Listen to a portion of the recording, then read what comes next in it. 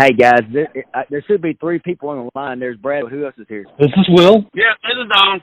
I've been wanting to get you two guys on here, and I'm ready to get into it. You two guys are some of the deepest minds that I know around here, and just to have you guys here, all of us kind of ready to jump into it.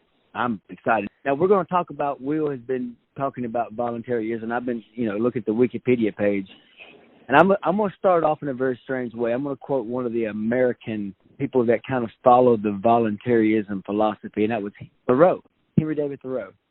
And on he got sick with tuberculosis right near his death, and his aunt, I guess who was his caretaker, asked him, said, "Hey, so have you made peace with God?" And he says, "I didn't know I ever had a quarrel with him." Yep. Yeah, absolutely. Very, very interesting character. Very interesting person. Well, so we've got him out there as a person that studied this voluntarism, and tell me about it. Tell the people that are listening. I want you to give us a thumbnail of voluntarism as you understand it. And we all know Thoreau. I mean, we know about his books and his year in a cabin, and most of us know about that. But what about voluntarism? How does Thoreau fit into the whole gamut? Well, I'll just say this. I mean, now I'm not exactly sure what his influence was on the philosophy itself, but you are exactly right. It has been around for 200 years. As a matter of fact, I've been reading. I mean, it really came forward, this idea, after the Revolutionary War, after John Locke's treaties, what is it? Treaties of Two Governments, I believe is what that is. So it's really based on John Locke, and it's really based on some of those early philosophers when the United States first evolved and gained independence from England. And I mean, most recently, I've been reading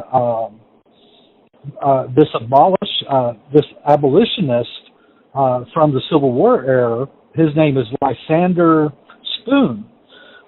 Actually, he was a very interesting character. He actually created his own mail delivery service, competing directly with the United States government, the Postal Service, and they actually passed a law banning people from being able to do that because he was so successful. He was more efficient than they were in producing services and delivering mail on time. So he outshined them. So Congress literally passed a law saying you can no longer compete. And he did this whole thesis about how the slavery was unconstitutional, and in it he goes into the principles of freedom, of what liberty actually is, why we went to war with England in the first place, for liberty and the pursuit of happiness and things of these nature. But the most important factor that he discovered with liberty was this idea, this concept that you aren't someone's property. You don't belong to your king. You don't belong to Congress. You don't belong to the president. You don't belong to your neighbors. You own yourself. You literally own yourself. No one else can physically take control of your body using their brains and use your body to do things, right? They either have to, convince you it's a good idea, like, hey, why don't you help me with this? If you do, I'll buy you lunch or something. Sure, yes. And that's voluntary, right? That's kind of where the essence of voluntarism goes. But you can also, you can manipulate someone and say, hey, you know what, you help me with this, I'll give you $100, and then they do the work, and then you don't pay them, and then you've actually committed fraud. You coerced work out of them by deception. So you took something from them. You stole their time, if you will. And the last way to do it is actually to do it by force. You either do it as I say, or I'm going to hurt you. I'm going to punish you. So in the concept, I guess, of, what would you consider to be the most moral way for two people to work together? Is it do you own yourself? Do you own your own body? Is it better to voluntarily participate with others, or should people just go around coercing and forcing people to do things against their will? And it's really that simple. And that's really what voluntarism is all about. Donald, I'm gonna throw it to you for a minute. We're going to try to trade back and forth to make sure everybody is able to ask questions and stuff. I got a couple questions, but I'm gonna let Donald see what he got out there first. Well, I mean, it's an old idea that, whether it's labeled voluntarism and stuff, that I honestly hadn't thought of it like that, but it's an idea that just didn't have a label I knew. But you're right in all the ways that you're better being able to have a one-on-one type thing where everybody thinks you're getting an equal opportunity for, gain from whatever you happen to be doing, instead of, any type of coercion or lying for the purpose of committing fraud. The sad thing about it is, while I understand and agree that, in the Constitution, whenever you became here in the United States and we followed along with it, that meant if you fell in these borders, then you should be entitled to all those rights if you was a citizen or whatever it was. I think a lot of those issues is he was revolutionary in realizing that should include everyone, including what everyone considered to be not people. I mean, that was a big thing with the slavery thing, was it was not right. Absolutely. But they didn't ever see them as people, so he was actually ahead of it in wanting to go ahead and start establishing that. But, how do you change a mindset that was brought from England over here with the things and, in Spain, because it's not unique to the United States. I mean, Spaniards and everybody, they did it all over the place. You could talk about Britain and, in India, their explorism. Still going on today. It is, and so he was ahead of his time, but, I also understand that during those times, those people just were not looked at as actual anything more than a dog. Well, you wouldn't give the dog a right, you would just make the dog do what you want.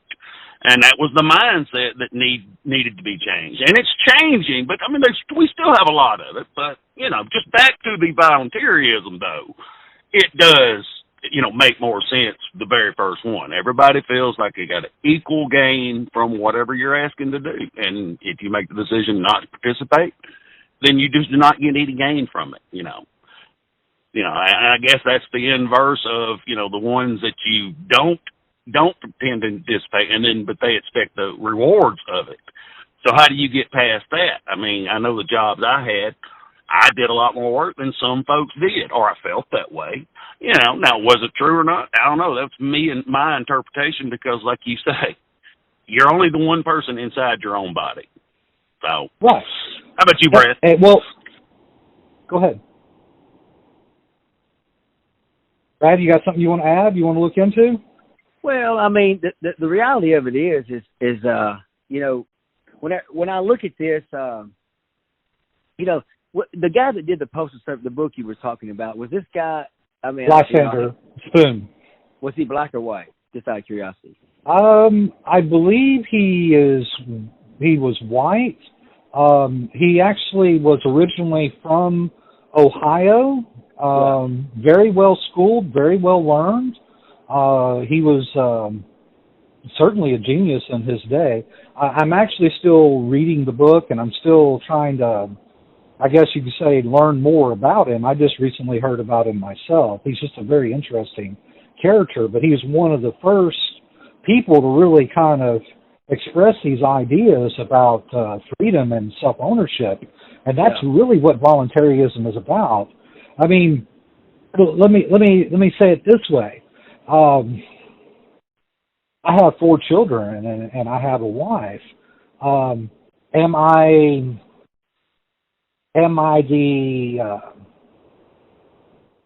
I greater than them? Do I rule over them? Do I control them? Do I have ownership of them? Are they my property?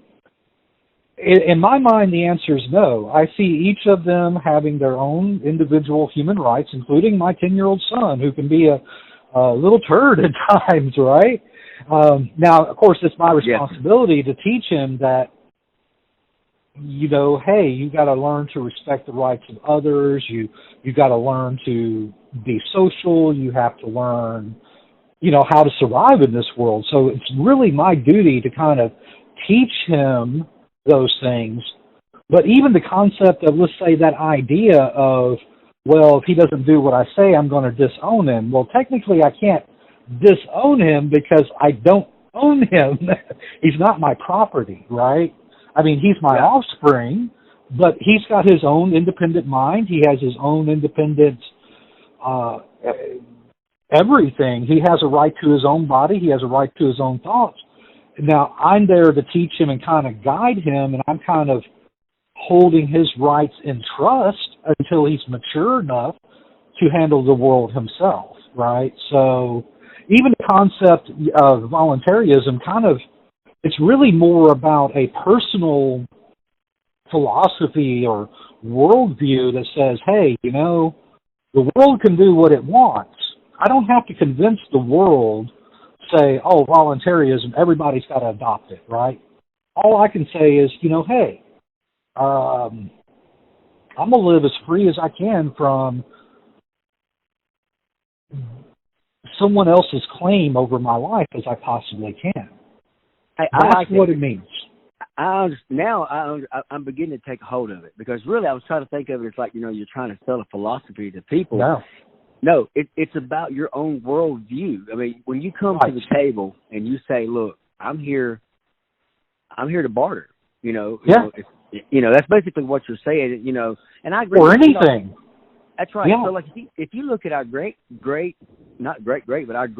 our grandparents, even people our age, Generation X, they actually probably had, the people that lived in the country probably lived very close to that, like 1700. This is when this philosophy it's been throughout time, but it kind of arose under this Byrne guy. I can't think of his last name, but anyway, it's up on the Wikipedia. It's under voluntarism. But a lot of people have lived by that. A lot of people, like my grandparents, they never actually worked for another person other than like a short project. You go out, you'd agree with somebody to help them clear this land or whatever with these specifications. They called upon you because they knew you had done stuff like that in your own property and wanted you to come do it on theirs because they were busy doing something else. And they traded out whatever they traded out. And really, that stuff that's been going on with human beings forever.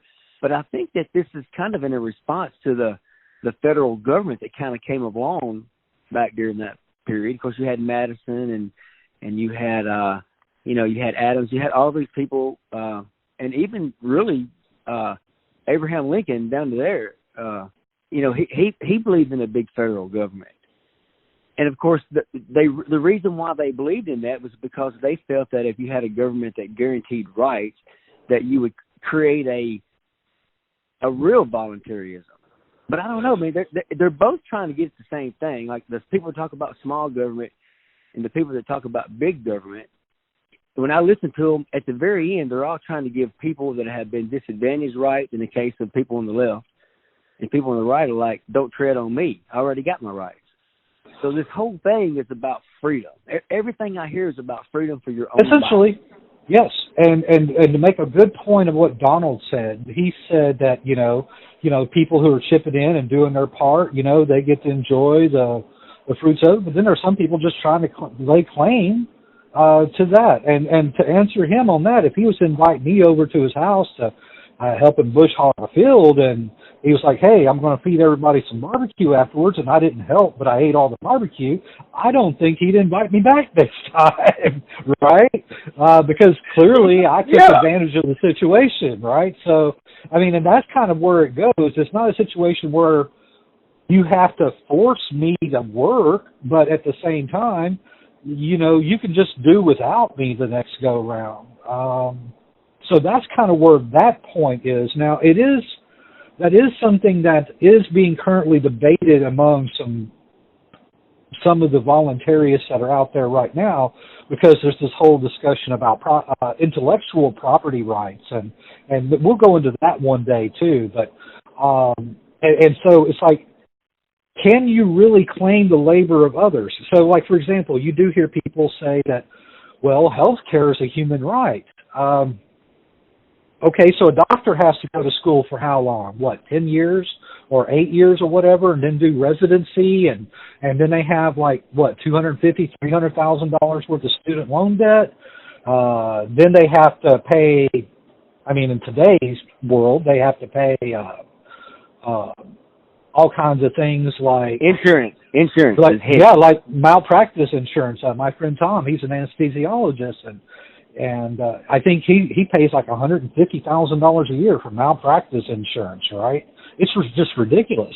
And people will go, well, I think I should deserve free health care. You know, it's a human right. I mean, and I can empathize with people, you know, suffering and you know, that are sick. I want to help them.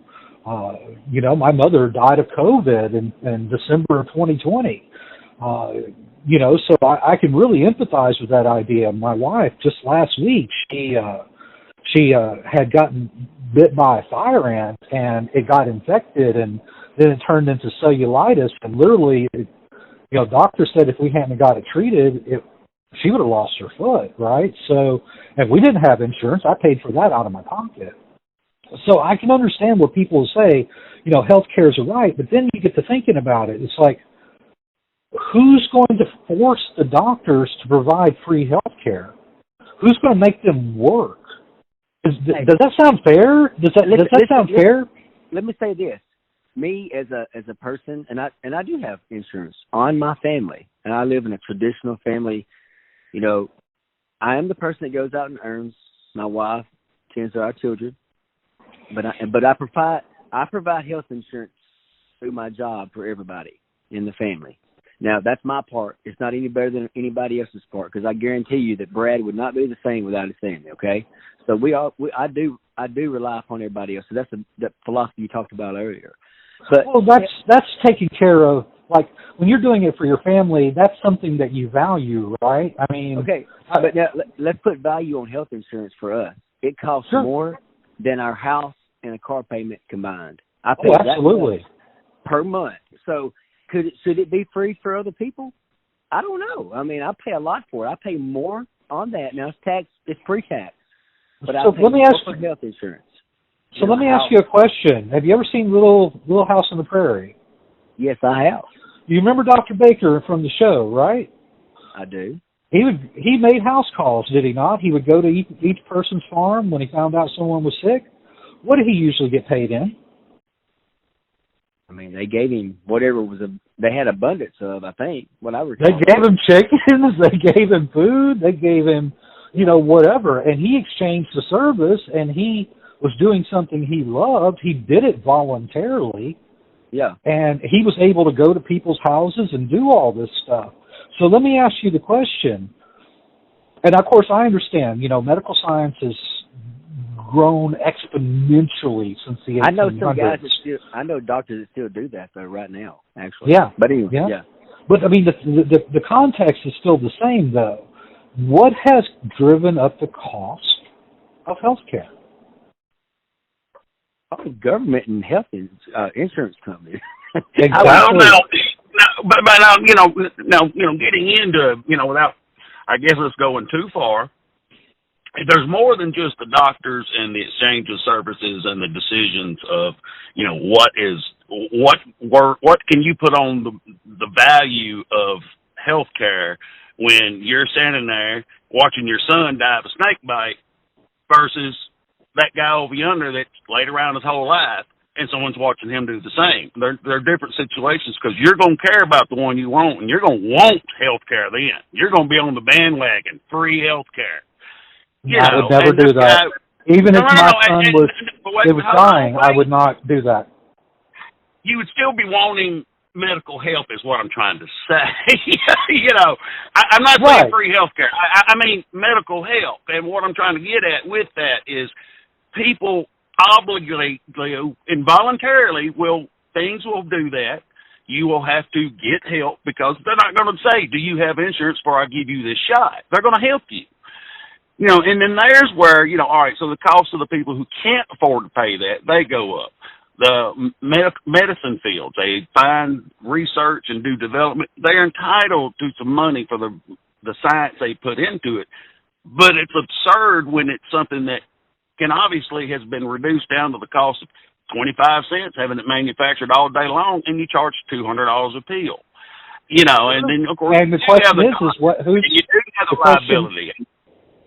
Go ahead. And the question there, Donald, is who's responsible for that pill costing $200? Well, the people who manufactured it have the right to do it, because in this country we have capitalism, which is you can make as much money off of you want of something if they're willing to pay it. Listen, everybody has their hand out. If you ever start making money, the government's going to want a bite of it. The insurance company's going to want a bite. You're not going to be able to produce a valid service without paying off people. Government, taxes, insurance. You got to have insurance. You can't operate in business without insurance. Insurance is going to be your second biggest cost, almost. With the business, it's your second biggest cost. The employees. I would disagree with one thing he said specifically. He said it was capitalism. No, what we have here is we have a small group of special interests who lobby Congress to pass strict regulations to prevent free trade, to block competition that could put them out of business by making products cheaper than them. And then those people can charge whatever they want for that pill because they have no other competitors to actually block them. So in actuality, that's not democracy. That's not capitalism. That's an oligarchy. I disagree. It's still a form of capitalism. If you're able to take that power and that money and manipulate people to better your business to make you more money, what is the definition of capitalism? You are selling a product for what you can get for it. No. I understand now, we're still talking about monopolies and it's unfair practices. Free market capitalism is essentially if you have one tribe of people over here that live in a mountain and that they are really good, proficient bow makers, and they make good hunting bows, and then down in the valley you have a group of people that live by the river who are very efficient at producing baskets, and they make the best woven baskets, and they get together and they say, hey, I would love to trade some of my baskets for some of those bows. And so the people freely trade with each other voluntarily, saying, we'll produce 40 baskets for 20 bows, and each person wins. That's what free market capitalism is. Right, but still, all right. So now let's take it a step more forward. One of the people in the other tribe making the baskets decides they think their product's worth a little more because they buy more of them and they're running short, so they decide to up the price. They really didn't have a need. They didn't do without before, but they decided because of maybe the grass died in an area or any number of a million things. Sure. Now they need to get more value for the same product. So now then, see, it's still capitalism, but they're charging more. Well, all right, now until time goes by and that dead grass grows back, do they lower the price and let themselves make less? No. Well, here's the question. Here's the question. They can say we want 30 bows for these 40 baskets, and the other tribe could just simply say no. And the thing is ultimately they can go to the other side of the mountain to where there's another group of people there and say, hey, can you guys make us some baskets? We'll make you a good deal. Now, what we would actually have is we'd have the people making baskets. If we use the government as an example, they would say, well, the baskets have to be made this way. If they're not made this way, then they're unethical or anything. So we need to pass a law to stop the people on the other side of the mountain from being able to make the same baskets we are, so we can monopolize the sale of baskets. That's not capitalism. That's all under the guise. I understand, but it's under the guise of capitalism. They call it capitalism, whether it's true or not. No, you're correct. You're correct. That's they what I'm getting capitalism. at. Yeah. And I'm saying that's not capitalism. That's corporate fascism. But currently in our corporate structures, our tax structures, our government structures, it is totally legal under the laws that are currently in place. So it's and why is it legal under the laws in place? Who created those laws? Because the people who we as a democracy have over time elected to get into those positions, and they've moved up because people and those people left, right, and all derive their power from and big money. Big money. Of course they do. But and who we still controls kept the them big in money? there. And who put them in there? Special interest lobbyists. And who puts them in there? Who can put somebody different in there? We can't blame it on these people. So let's go back to where we agree. Anyway, go ahead. I got another question. Because I understand. We all came to a very decisive point on that one. And the reality of it is that that's where we're at as America right now. But now, I asked the question a little bit ago, and I framed it as black or white. And really, I don't even really think about black and white. If you live where we live, I can randomly grab 1,000 people in our county and line them up by the darkness of their skin. I don't really know that you'd have a race there. So I don't even know what race is, but we always talk about black and white, and we talk about freedom. And we've talked about this capitalism, and we've talked about this what's right, what's wrong, what's moral. But, what about the race issue? How does that play into all these games that we talk about? We talk about government, we talk about insurance, we talk about, people taking advantage of the situation. We talk about people that are not getting their due diligence. That's a great point. That's a great point. They're not getting the payout. What about that? Let me ask you this. Do you know, or have you ever heard of the term of somebody working under the table? Drug dealer. If you're selling weed on the side, yeah. Just somebody who's, mowing yards or something, or waitressing for cash, working under the table, right? That's a huge economy in the United States. That's a lot of people that do that. From what I've Let me ask you a question: Is that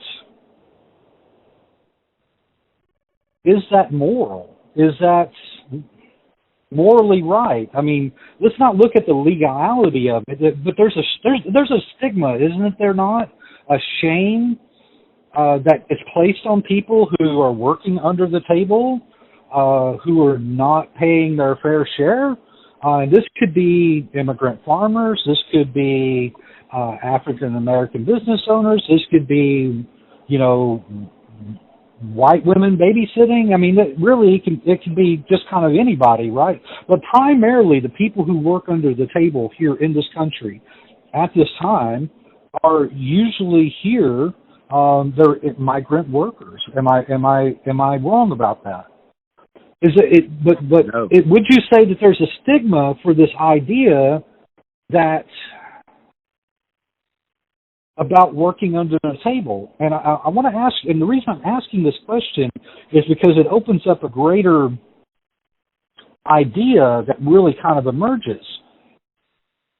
In capitalism, in voluntarism, the market adapts to what people want. In other words, if there's no jobs, if somebody is wanting someone to mow their yard, the market is going to adapt. There will be someone who will step forward who will mow that yard, whether it's above the table or not. But there's this stigma about people who are working under the table, if you will. And it's like, well, they're not paying their fair share. They're not paying their taxes. They're not, it looks like a bad thing, right? Well, let me just say this. The government allows for people to make so much money under the table.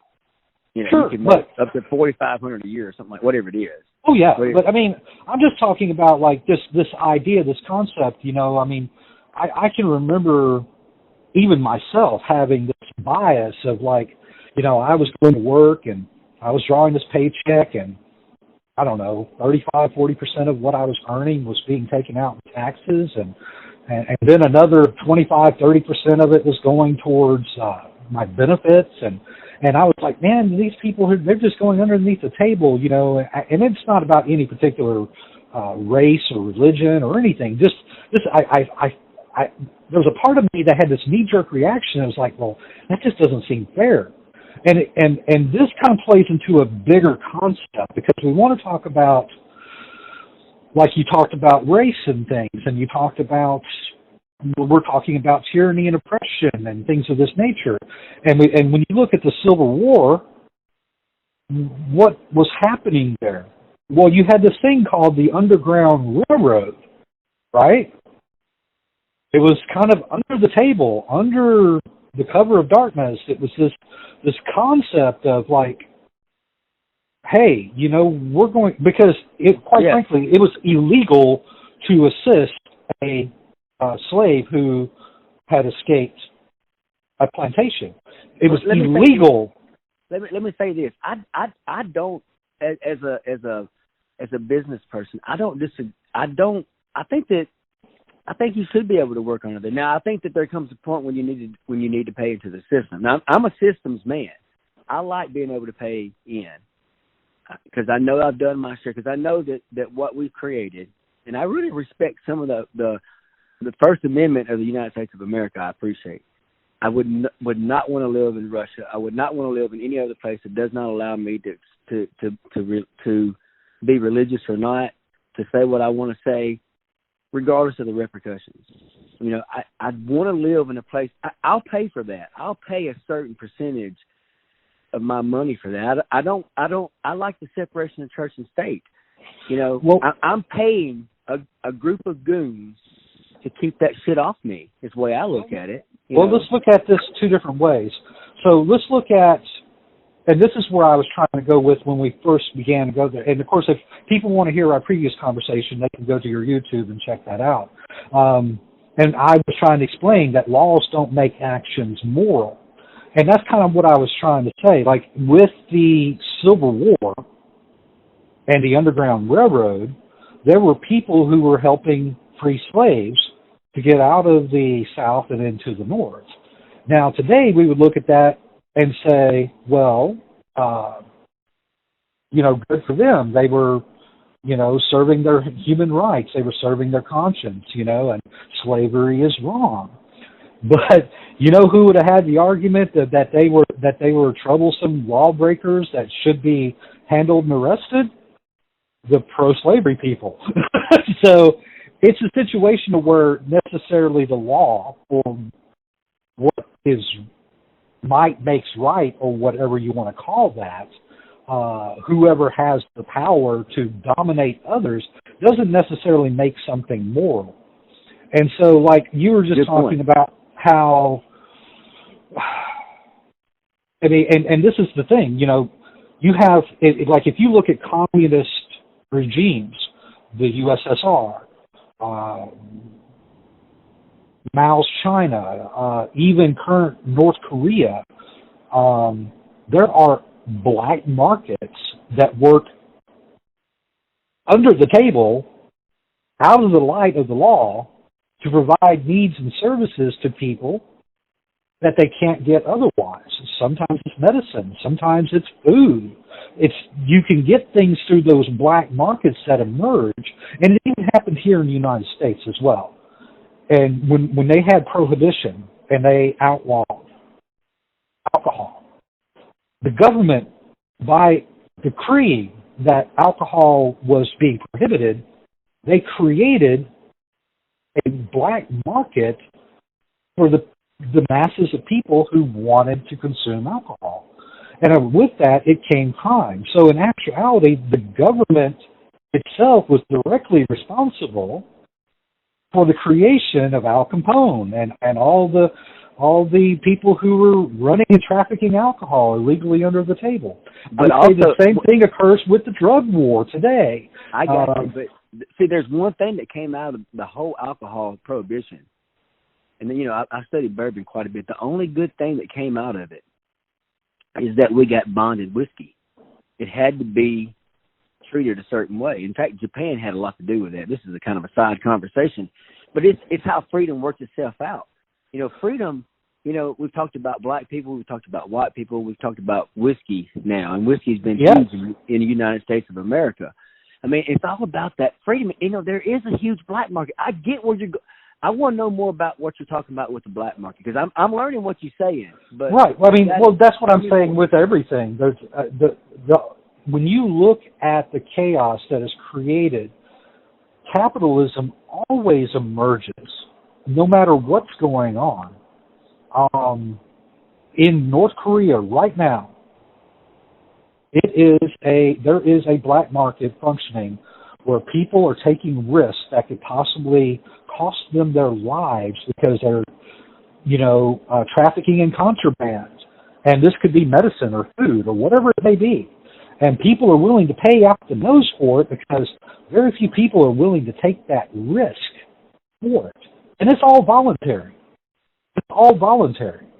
So, and this is where we're kind of talking about how, unfortunately, you hear in these, especially in these economies where we talk about communism or socialism, like in Venezuela, how they try to fix prices, they try to centralize and control economies. And the thing is, and this is something that kind of touched on where I think Donald was saying earlier about there's this whole debate between, state level and federal level controls, which one is best? You had your federalists, you had your statists that were like states' rights and all this other stuff.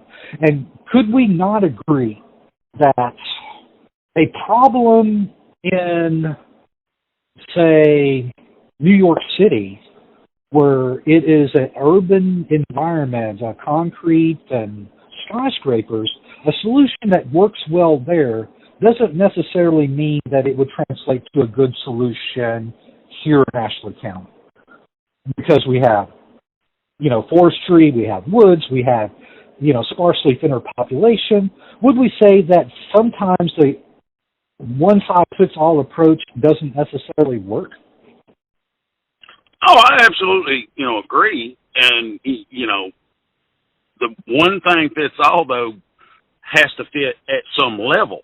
Because, if you look at our form of government, the democracy, and go from the smallest part, you was talking about earlier being the father of, the household type thing. I don't mean you own or anything, but you're typically the leader, the one that's supposed to teach them right and wrong.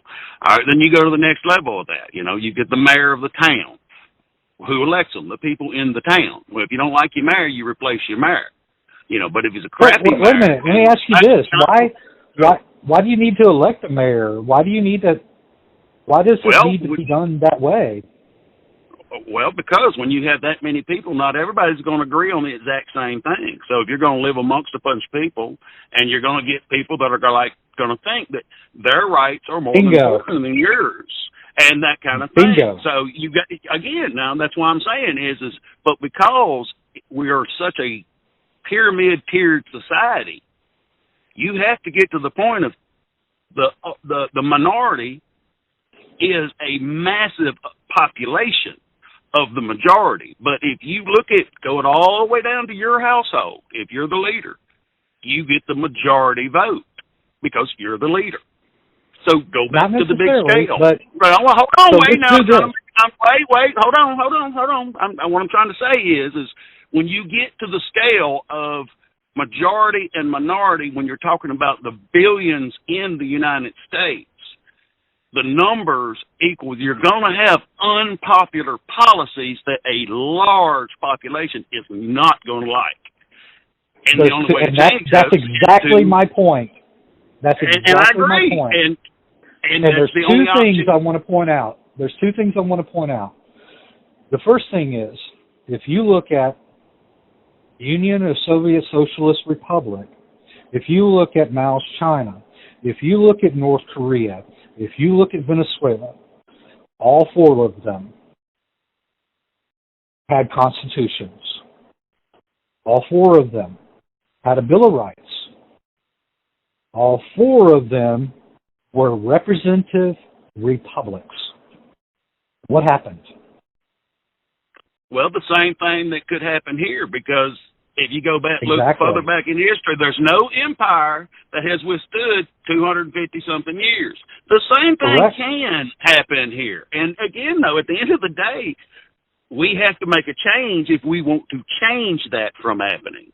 You know, and that is the greatest lie that politicians have sold us. That right there. What lie? What they do is they tell us, we represent you. We work for you. And so every 4 years, you get to pick one of us. Okay, because we're ruling you by your consent. You are being ruled. You give us the power to rule over you because you have consented to our rule, because you get to participate in the process of democracy. You get to vote for which one of us is going to represent you. And so what happens, every 4 years, you get to vote for someone who is supposed to represent your interest and who's supposed to be, I guess you could say, carrying your will to make it the rule of law.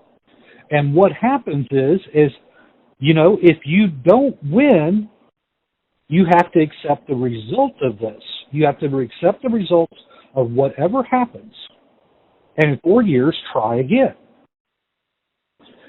Has it ever made you question, when you look at elections, saying, really, are these the two best options we could come up with? The question is like, they do the switcheroo thing. They tell you that they are going to represent your interests in this way, and when they don't succeed, they make all of these promises that we all know that they can never, ever fulfill. And so ultimately what is happening is you literally have, in our system, we have two parties. Technically there's a third if you want to consider independence. And what they do is they use, each one of them will take control. One of them is holding the revolver to the head of the other group, saying, we're doing things our way for this next 4 years. And then the next time, you have the other group holding the revolver to the other group's head, saying, we're going to do it our way for the next 4 years. But when you really look at it, they're not really working for us. They keep us divided. They keep us arguing with each other. They keep us fighting with each other.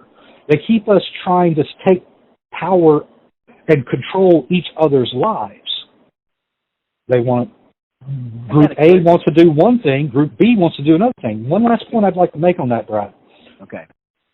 The lobbyists write the laws. The lobbyists give those laws to politicians. They tell the politician, if you push this, we will fund your re-election campaign and give your niece a $1 million job. They put it on the floor and they pass it. Our politicians don't write laws anymore. They don't listen to the will of people. And unless you're getting 10, 15, very rarely does anyone win without tens of millions of dollars from lobbyists to fund the campaigns.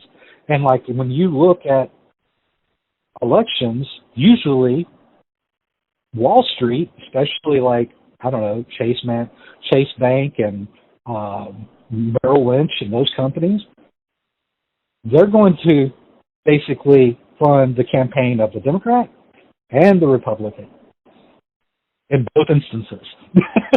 So really, they're not. That's why things aren't working, because when you really get to looking at it, the will of the people is not being served. And they say, well, you know, that's just politics. It's just the way the sausage is made. You know, this is just what happens. But yet somehow in the middle of the night, when there's a bill they really want to get passed, such as a $2,500 page bill that nobody has read, you're going to have just a handful of people from the other side who are going to say yay to that, and it's suddenly going to pass by the skin of its teeth. It's just going to pass. But you can track it back to the money. It doesn't matter. 30% of the time, studies have been done on this, 30% of the time, if a majority of the people in the country, 80, 90% of the people are for something, it has a 30% chance of passing. But if 50% of the lobbyists are trying to push something, it has a 70% chance of passing. Yeah. So really, that's what I'm saying is really that's the problem is you have one group of people struggling to fight for control, forcibly control another group of people. That's not freedom. That is not freedom. That's not freedom. And the reality of it is that people allow this to happen, though. We give our complicit, our complicit experience, permission. I never gave my permission for this. Well, I did vote. I definitely did vote. But we do it as a society. We all do. Right. Because how different are we out here anyway? I mean, you and I may differ on like 2 or 3 things, and we can argue about them, but we're more similar on the other 93% that we agree on. And you made that point last time, and me and Donald the same way. I bet you he and I have a lot more in common than we do not in common. And that's the trick of the politicians. That's the trick of the politicians. But see, now here, kind of going back to the volunteerism, sure. When you get enough people that can believe the same thing, and we can all agree on it, see, now, this is where exactly. it goes to being back to our fault that it's bad as it is. That, yes, we have let it be politics as usual. We have let the lobbyists, we've let these things happen because we are splintered as a society coming together with the same ideas. There's 12 churches within a few miles of me. Not a single one of them will believe exactly the same thing. So how you going to get that many people to all agree on the same thing to move together? Well, that happens. I'm glad you asked. It's called a revolution. But again, now you got to have enough people to do that. So I got a question for you. Why do people drive on the left-hand side of the road in Great Britain, but they drive on the right-hand side of the road in the United States? Why do people do that? I never paid it that much attention. I mean, we accept it, and that somebody made a decision, and we followed along. We're mostly. It's the same thing that happens every single day. It's the same thing that happens every day, Donald. When you and I are driving around CrossFit, we come up to a 4-way stop over there by the rodeo or something. You see me, I see you. I wave my fingers, I nod my head. You do the same. We carry on our business. Now, they definitely don't do that in New York City.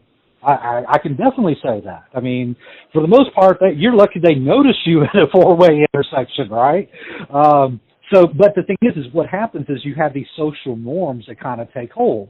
We interact with each other on a daily basis, millions of times. Go to the grocery store. Oh, excuse me, I didn't mean to be in your way. Oh, you need help reaching that top shelf. Let me help you.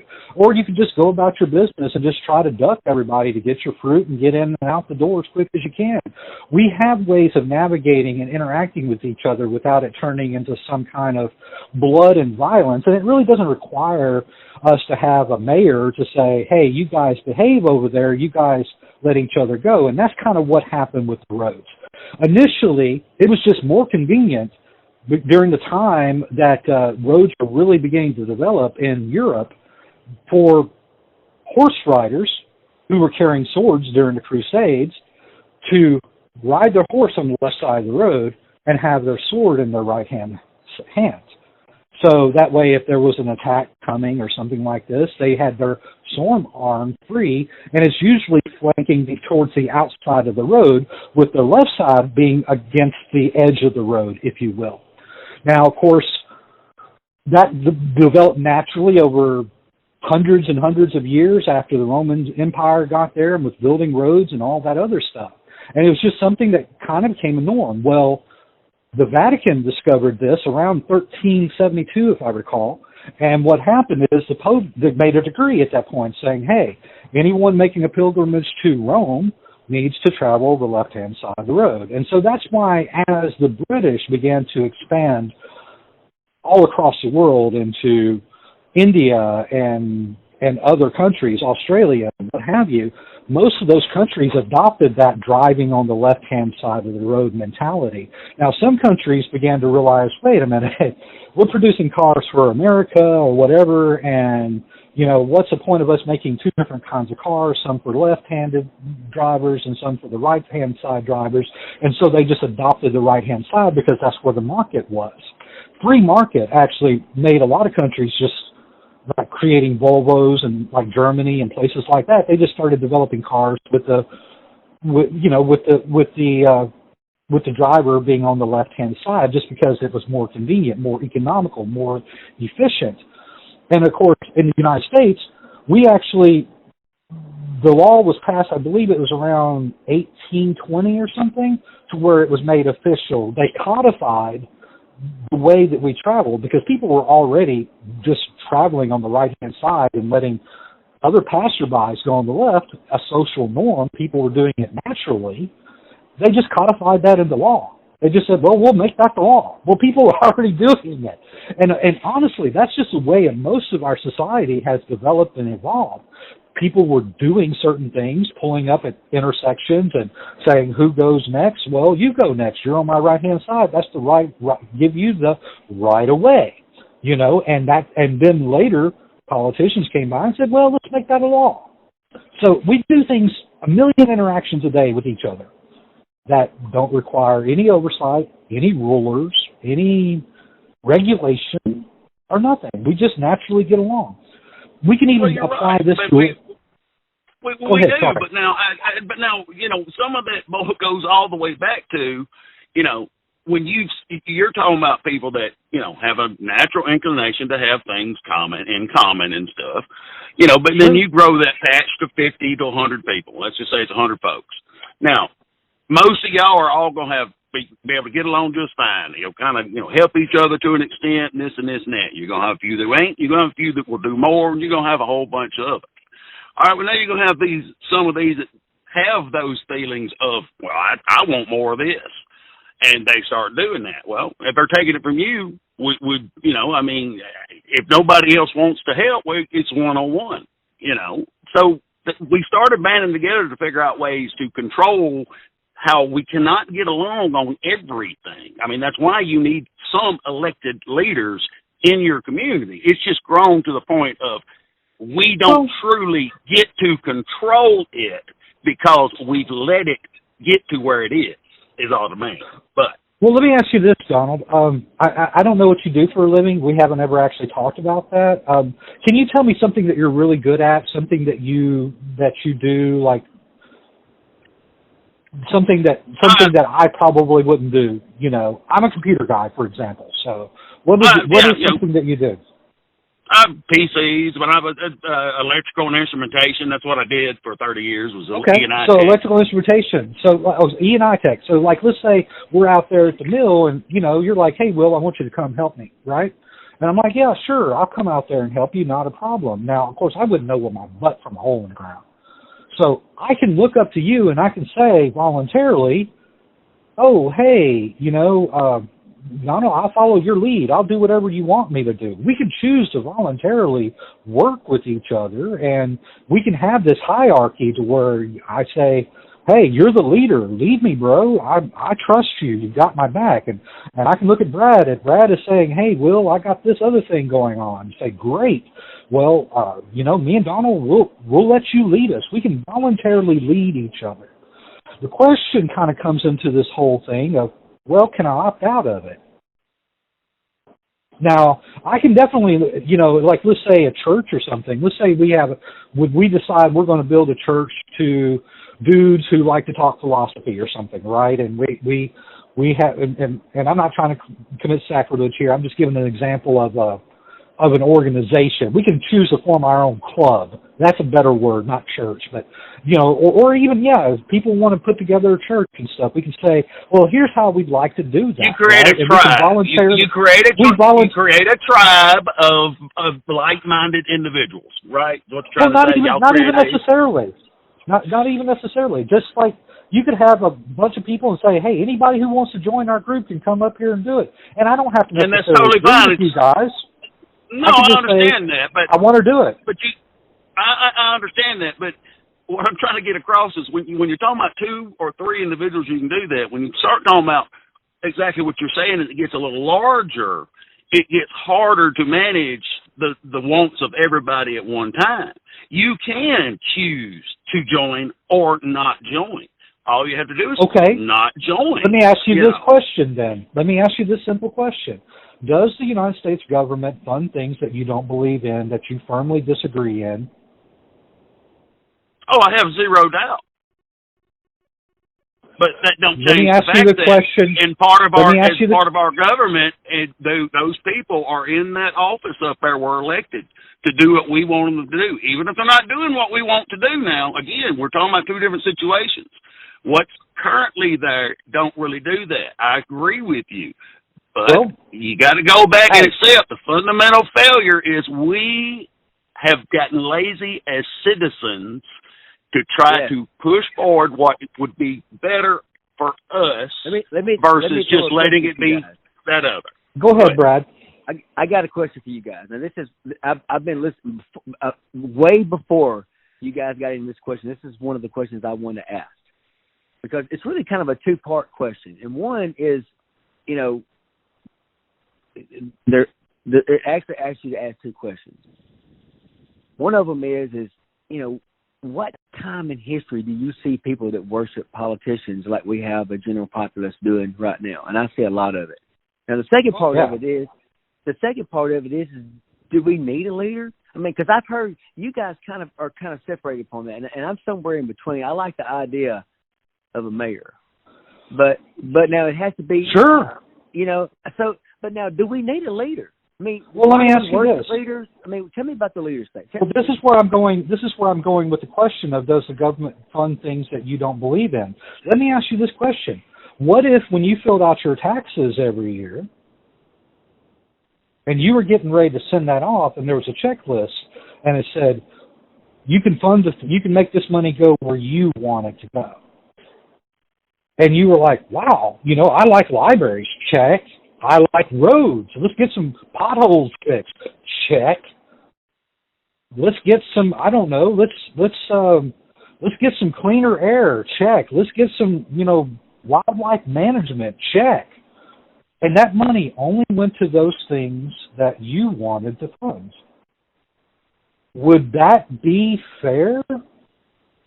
No, not really. If you think about how many people. If you're talking about allocating where your tax goes, go only where you have a personal interest. You can't. Would you like to do that, though? Well, hold on. Now, I would like to be able to do that, but I'm also saying it's not infeasible because, let's go back to 100 people, and y'all always able to check 6 items out of a list of 10. And once it's all tabulated, and at the end of the day, let's say 100 of you checked potholes. And then you broke it down like that. And let's say the very least desirable thing was something way over here, But now then... What is that thing? Name it. Name that thing. What is that thing? I don't know. I didn't hear all your things. Dog doors for the house. It don't matter. Perfect. My point is after you do that and everybody has dumped tons of money into potholes, and all the potholes are fixed. Now, in a small enough group and with trusted people, they would come back and say, oh, we have an excess. We need to reallocate this. Let's vote again and leave potholes off the list. Now, but you're talking about... Have you been down Old Crossett Road, Highway 8? We're going to need a lot more money. I understand, but you're still looking at your tiny slice of the United States of America. You can't have everybody put potholes to fill for the whole United States and have enough money and trust the people in the place. Now my question is this: you guys still hadn't answered my question.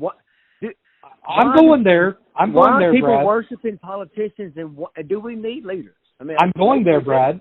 I'm going there, and that's a 2-part question. The thing is what we're saying is ultimately these politicians fund things like bank bailouts and things like this. These are your proverbial dog doors with our money, and a vast majority of that money goes to refund these criminals, and yes, I understand your point that this is something that we let happen. Well, quite frankly, this has been happening since the birth of our country. We've had scandals in our government where power was playing in favor of laws being passed for people as far back as the 1800s. We've had to go back and add amendments and things to our Constitution to try to prevent some of that stuff that was going on. But ultimately, the thing is a lot of your money, and I'm just going to say it this way: in your neighborhood, if you have this gang just walks up and says to you, and you're running a business, and they say, well, hey, we're here for protection money. You got to give us half of everything you make. But what we'll do is we'll fund some things that you want. We'll make sure your neighbors, do the things that you want them to do. We will, we'll fix the road for you. We'll do this other thing. But you clearly know that gang is taking over 70-80% of that money and putting it in their own pockets. Doesn't matter. The thing is, if you don't pay the money, they're going to come back around with a guy with a gun, and they're going to take that money from you. There is no opting out of that process. There's no, this is not a request. It is a demand. And basically, your life is on the line. You can literally be put into prison, into a cage for not participating. That, to me, if a gang was doing that, that would be called, I don't know, extortion. But we have this, somehow we magically transform that whole idea, that whole concept, when it's politicians doing it, when it's elected officials doing it, and we pretend that it's something that is moral and just and right and A-OK, and yet we wouldn't say that if it was a gang in the streets of L.A. doing it to a small community. We would say that's wrong, that is evil. And ultimately, that's what we're kind of getting back to the basics of the human rights, your human liberty and voluntary participation in society. And you're absolutely right. We have state rights. We have different states that have different laws and different constitutions, and people can choose to do different things. But ultimately, even in those situations, you still have people who are struggling for power, and you have the most corrupt people in our society always rising to the top. Now, I say, yeah, you can try to make a government that is flawless and perfect, but we're only human. We're fallible. There's no way to create a perfect, ideal form of government. And I'm not saying that is just a justification to throw the baby out with the bathwater. I'm just saying, hey, maybe I don't want to participate in that. Maybe I don't want to be involved in that. Maybe I want to find other ways to live my life to where I'm free to do these things as long as I'm not hurting anyone or harming anyone. What does it matter? Oh, I'm not wearing a mask in my car. Okay, big whoop. I just won't go any place where I can be prosecuted for not wearing a mask in my car, right? I mean, that's what I would do. I would simply avoid that. I would avoid putting myself in that situation. And that's what I'm kind of talking about is just because we say when you're talking 1 million people, well, the thing is what allows these people to get exploited and taken advantage of, it all boils down to this concept of, well, we got to have somebody to rule and control over us because we're just a bunch of wild animals. When in truth, you look at us every day, yeah, there's some few bad apples, but guess what? If you or I or Donald was, or one of us was seeing a woman get yanked out of her car and beaten on the street, would we just stop and say, oh, come on, somebody get somebody in charge to come out here and help her? No, we would choose to voluntarily intervene and try to do what we can because that's a morally right thing to do. I mean, ultimately, that's where I'm going with all of this. And I think that the reason, to answer your question, Brad, about why people are, celebrating these politicians, it's no different than the way we celebrate these dancing buffoons in Hollywood who, this pop culture mentality of like, these guys entertain you, and they put these people, they don't go to school, they're not, most of them are not educated, they're not deep thinkers, but they're given these lines written by other people, and suddenly you believe, wow, Robert Downey Jr., he's so smart as Tony Stark. He must be a genius. He's just reading off a piece of paper. should we model our life based off of the wisdom of Robert Downey Jr.? Now, I think he's cool. I like him as an actor, honestly. But that's the same thing. And ultimately, it has been beat into our heads from the day we're born. It's when we go to school, we are programmed literally to basically look to our leaders for advice. Hollywood even sells this concept that anarchy, that just means lawlessness and chaos and violence and brutality, and you see it in the movies. That's the way it's depicted. But when you look up the word anarchy, it means no rulers. Just like monarchy means ruled by one. Anarchy means ruled by none. Oligarchy means ruled by a few. Democracy means ruled by everybody.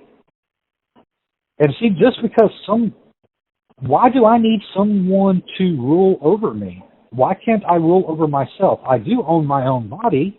Either A, I own my body, or B, I'm a property. I belong to society, and I don't have any say whatsoever.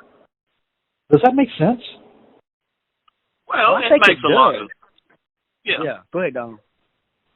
Oh, well, and I'm not trying to tell you have to live your life my way. I'm not saying that.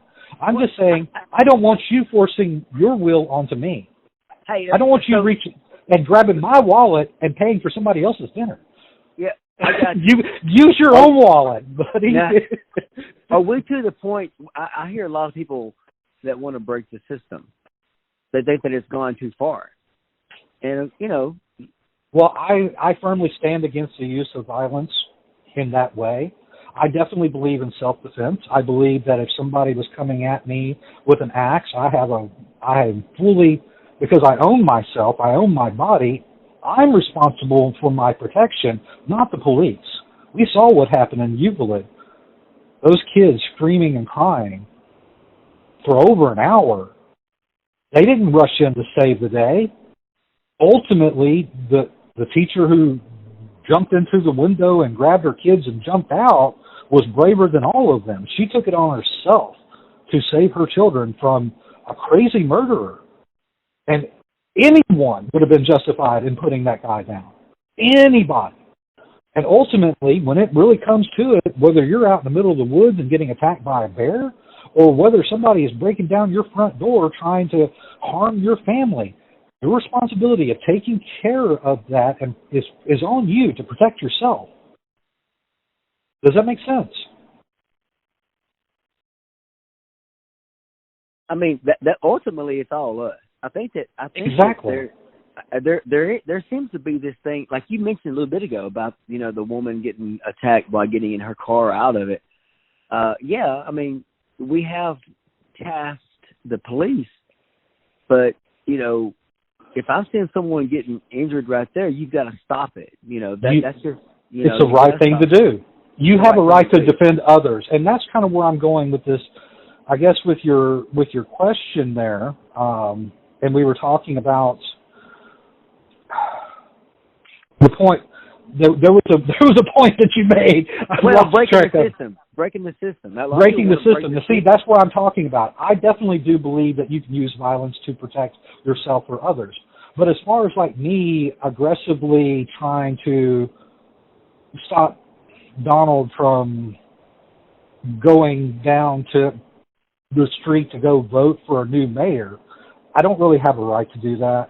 He can freely choose to do what he wants to do. I am perfectly. That's the thing, And when you look at you hear these communists, they talk about, well, we want to destroy the system, and we want everybody to have equal shares and equal outcome, and we don't want anyone to own property. Everybody owns everything. And it's like, well, that sounds great. If that's what you want to do, you want to have a commune and raise food and nobody have any property, that sounds great. Will you let me go over here and just do my own thing? Well, I don't know. We're going to need some kind of committee or something that's going to kind of make everybody else have to participate. Well, when you start talking like that, you're describing a government. They don't want to tear down the system because they don't believe in the idea of not having rulers. They want to tear down the system so they can take control of a new system to impose their will on everybody else. And I'm going to ask you once again, how is that different than going down and passing a vote for someone who's going to impose your will for 4 years and force people who don't really want to be involved in any of it to do exactly what you say to do. I don't pretend that I have the answers to tell other people how to live their life. If you want to go to church and find God and live your life according to Scripture, by all means, go for it. I am happy for you. I still am a spiritual person. I'm very confused what I believe. I'll be honest about that. It's not that I hate God or I'm an atheist or something, but it just, for me, with the problems that I've had in my life, I have different sets of experiences that I don't feel comfortable in that situation. So I try to do good in my own way. Yeah. And so I don't want to be forced to go sit and listen to someone because everybody says, well, everybody should go to church. And that sounds extreme, but that's really what it is all about, isn't it? Well, I have this idea. I want this idea to pass, and everybody has to do my idea. No, that's not right. That's saying I belong to society. I no longer have autonomy of my own self to make my own choices. Let's talk about the founding fathers for just a minute, because you're this is what we're all talking about here. You and Donald and we're talking about the fundamental way. And I respect your opinion. I respect Donald's opinion too. I think he has every right to choose to organize how he sees fit. Before we leave the topic too much, go ahead, Brad. Go ahead. I know that I've recently spent 43 hours learning about George Washington, and he actually I don't think he ever really wanted to be in the position he is, but he was just such a great leader that other people wanted him to be. That wanted to be there because he was very rational, and I think that's what. Whenever I think of a leader, I think of someone that I can trust to make a good decision, and that I can't be there all the time because I'm out there cutting hay. Okay, so I want people. In my mind, because, I come from an English perspective and all this kind of business. But now these, and so did the people that started our country, like George Washington. Now, he was kind of greedy. If you really look at him, he was a wealthy landowner, and I think when he died, he owned like 57,000 acres. I mean, there was financial incentives to be in leadership forever, with every leadership ever. Yes. Yeah. The richest man in North Korea is who? So. Well, yeah, exactly. So what is y'all's impression of the founding fathers? Let's go way back to the very beginning of the United States. We got. Let's see. According to my time in here, we got about 45 minutes on our conversation. I'll let Donald go. I've been going first. I'll let him go this time. So, Donald, what do you think about the founding fathers? What do you think about the way the country was set up? And your explanation of it. Well, just going back to the two-pronged question that you were asking, because it's going to go all the way to the founding fathers. The worshiping of the politician and, the why of, we have them is the people that had the smarts to try to organize and do things, thought they were smarter than the common people. They thought they knew better for everybody else. So, and in most cases, that was absolutely right. You had the dumber masses that, didn't know anything. They used leeches. Because just things were behind.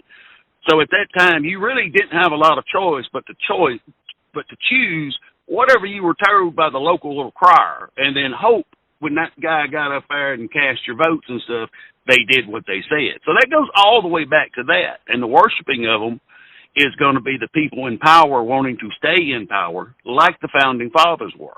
Some of them were good, some of them were bad, some of them had ulterior motives that, are buried in, books and places that, if everybody really knew a lot, like you're talking about, it would be, they'd be like, oh, I can't believe I believed in Ben Franklin with, any type of those type of situations.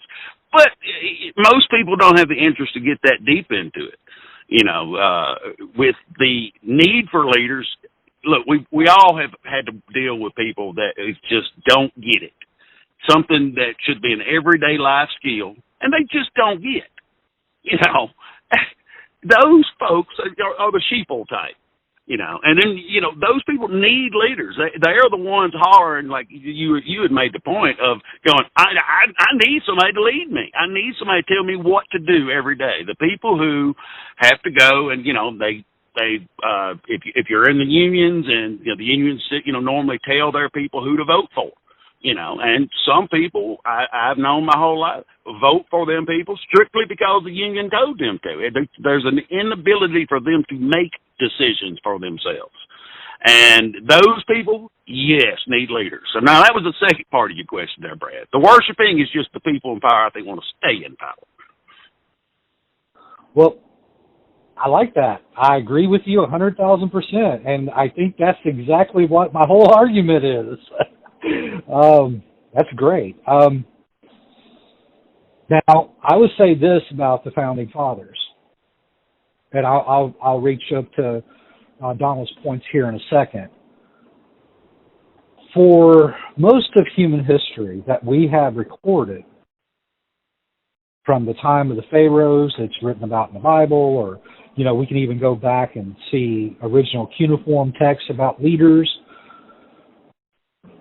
man has always had these rulers who have stepped forward, not leaders, but rulers.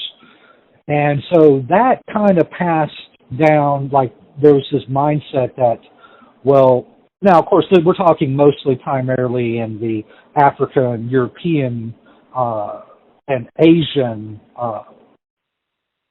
historically, because, you had, like Genghis Khan, he was a very powerful ruler, as an example. You had all of the dynasties of the Egyptian pharaohs. You had all the kings of England and the kings in the Netherlands, and each of them rose to power in different means in different ways. And of course, over in the United States, it was a little bit different. Back in the Americas, the tribes. Yes, you had some big empires like the Incas and the Aztecs and those large civilizations, but you also had these little small tribes, all over the plains of America and everything, and they were smaller tribes, 10, 20 people feuding with the neighboring tribe, 30 miles away, something along that line. But for the most part, when you look at history, we've had these great, powerful leaders. Some of them claim to be gods. Some of them claim to be divinely entitled to rule by the authority of God. That's why some of the blue bloods, the kings of England, they proclaimed a divine right to rule over the masses. And that continued right up until John Locke. Because when he wrote the Treaties of Two Governments, he debunked this whole idea that a sovereign king had the right to rule, because the king was claiming that the Bible said that God had given man dominion, Adam dominion, over the beasts of the earth, and that the kings were descendants of Adam, and therefore they had a divine right to rule as God's representative here on earth. And John Locke went into Scripture and quoted hundreds, if not thousands, of verses of Scripture saying, well, actually, God gave rule of man to himself, to rule over himself, to choose free will whether to serve God or to walk away from God. And that started a revolution in thought. And so that's when the leaders, the Founding Fathers, as you called them, when they created the Continental Congress, during this time, they were reading John Locke's revolutionary works that was debunking King George III's power and legitimacy over the colonies. That had a profound impact. Like, wow, God gave man dominion to rule himself. That's their whole premise of where they started this whole revolution from. So I would say they were on the right track with things. What they got wrong was they created a very fallible government that was easily to manipulate and take control of the reins of power. Yes. Well, let me ask you this: how is religion and government related into what you're talking about there? I mean, is there? Well, I mean, is there one of the? It was the first thought. It was the first thought that basically, if because all of the rights in the Bill of Rights, they originally decreed that these were God-given rights. The founding fathers weren't a lot of them were Christian, but a lot of them were also deists, which deists were very similar to Christians. They definitely read and studied the Bible. As a matter of fact, Thomas Jefferson actually tried to create his own Bible of just quoting Jesus, basically taking everything Jesus ever said and putting it in one document, which is kind of cool because it was all of Jesus' teachings directly, without everybody else's input, just Jesus's, right? That's kind of cool. But, I mean, ultimately, that's when they began to look at it, because they began to realize, well, the Puritans came over in the 1600s, and they wanted a different system. And they wanted to have their own religion. And some of them were Christian. They wanted to have their own religion. And then, of course, you have Ben Franklin, which he was kind of all over the place. He was involved with the Hellfire Club and God knows what else. But those people, they began to realize, well, you have a right to believe what you want to believe.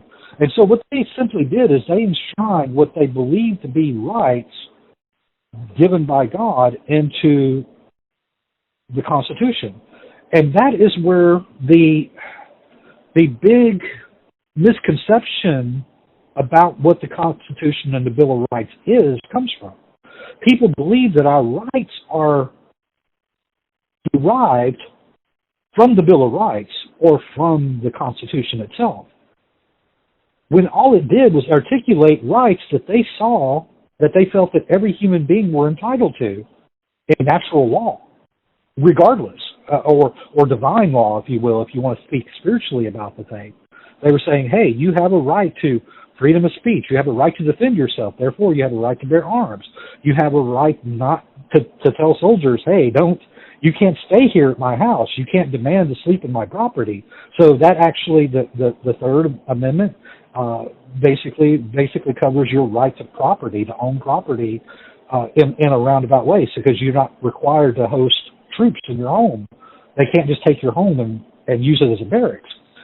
The Fourth Amendment, you have a right to privacy. These are things that they said, that they determined that you have a right to.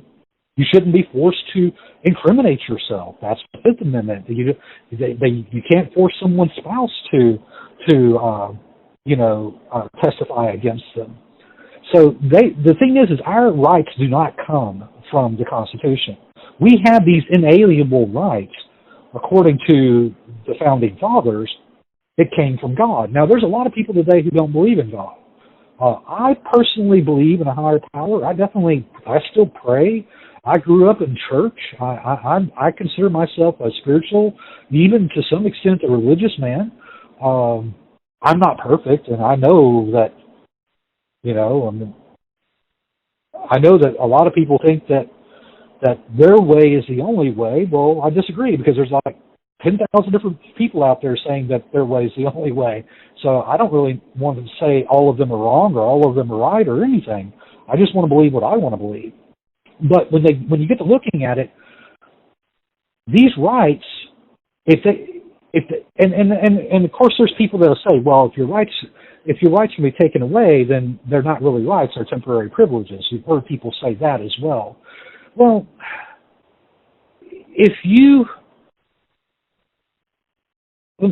I'll give you this example. This is a little bit of a tangent when it comes to your rights being able to be taken away. Can I consent for you to steal? Can I give you my consent to steal money out of my wallet? I mean, yeah, contract. You want to? Contract. No, that's me giving you money, right? That's not you stealing it. I cannot consent for you to steal from me, right? Because if I consent, I'm giving it. If I consent, I'm giving it to you. Yeah, but but you're also not saying. Mm-hmm. But see, you're also not setting terms and conditions and stuff, so it could be taken advantage of. Well, I mean, but no. If I'm saying you could, well, can I give you permission to beat? Can I give you permission to beat me up, or Well, you can if you I guess I want. could give you permission. You got to be a little weird, but I wouldn't call that a violation, right? And that's kind of where we're going with this thing with the rights. The thing is just because something can be infringed upon doesn't mean you don't have rights. If you look at a bear, a mother bear in the woods, and somebody is messing with her cubs, what is she going to do? She's going to defend her offspring. She's going to defend her cubs. That's natural law. And so if a man is standing up and defending his family, well, there right there is enshrined the idea behind the Second Amendment, the right to defend yourself and the property of others and your personal property. All of these things, just because someone can take that right away doesn't mean that right doesn't exist. It just means that someone infringed upon your natural rights. And that's ultimately what I'm saying about a constitution. We do have a system of laws in this country. We do have a set of systems of checks and balances. Like, let's go back to the Fifth Amendment, where it says that you can't be forced to testify against yourself, self-incrimination, right? So a lawyer can actually sit down, a prosecutor can write down and say, we're offering you full immunity against anything that you could be charged with if you testify on this. And if you don't testify, we're going to throw you in jail for it. See how that right is being corrupted? In other words, they can hold you in contempt of court because they gave you immunity from being prosecuted and force you to speak anyway when you have a right not to incriminate yourself. Yeah. Okay. So you see what I'm saying? So no, let me throw this out there. But we all are operating under those rules. I mean, those first 5 amendments, and there's more than that out there, I think. Oh, yeah, there's 23, yes. 23. Including Prohibition that got repealed because they ended up creating a criminal class that was actually doing a better job at providing alcohol than what was originally happening before that. But anyway. But exactly. Yes. But I see, as a systems guy, I appreciate those things, but I don't like any of them being taken away from me because it's kind of like you talked about natural law, and that's one of the words that I saw under voluntarism on their Wikipedia page and other exactly. resources. So that's kind of a does our Constitution? I mean, if you go anywhere else in the world, it probably won't be as free as you are here. Does this? Well, that's not so. I don't know. Tell me about that. Help me understand. Why it would be better. Well, I will say without a doubt, I think that when you look at the original intent of the Founding Fathers, they basically wanted government to stay out of people's lives. The Constitution actually describes and says that this is used to restrict the limits of power of government, not the rights of the people it represents. And I think all intentions, it did.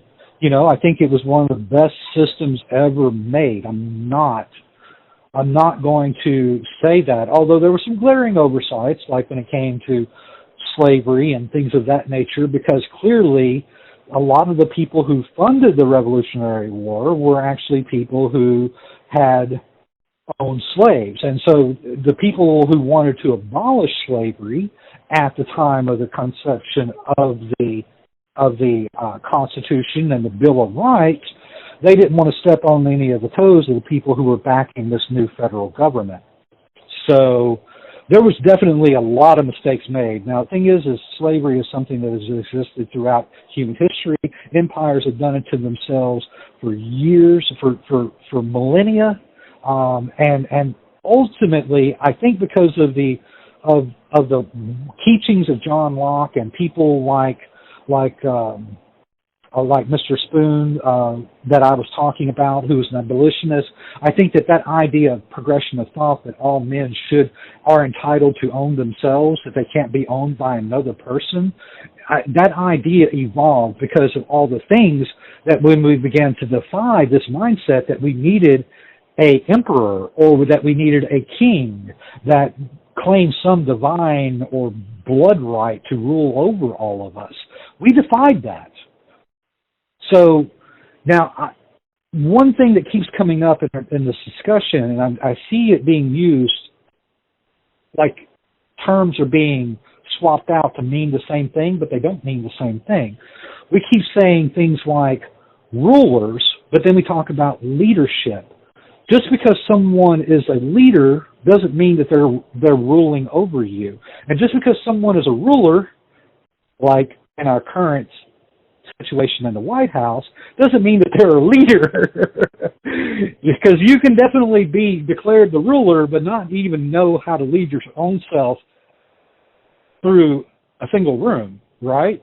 So those two terms are very distinctive. And my principles, my philosophy is that it's not to say we don't need leaders to point towards Donald's points, because I agree with him 1,000% that there's a lot of people who don't know their butt from a hole of ground. Let's call them idiots, okay? And,